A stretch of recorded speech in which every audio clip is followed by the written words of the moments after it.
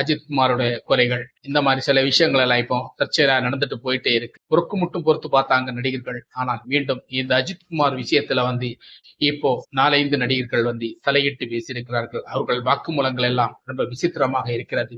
அதில் முக்கியமாக ராஜகிரண், ஆர்யா, இப்படி ஒரு சில நடிகர்கள், ராதாரவி, இப்படிப்பட்ட ஒரு சில நடிகர்கள் எல்லாம் இதுக்கு குரல் கொடுத்திருக்கிறார்கள்.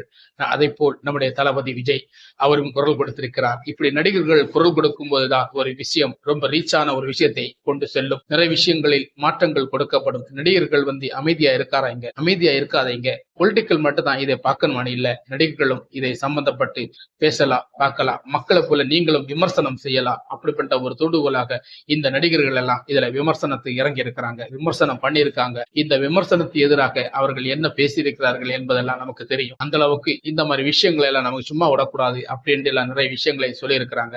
இதை நினைக்கும் போது நடிகர்களை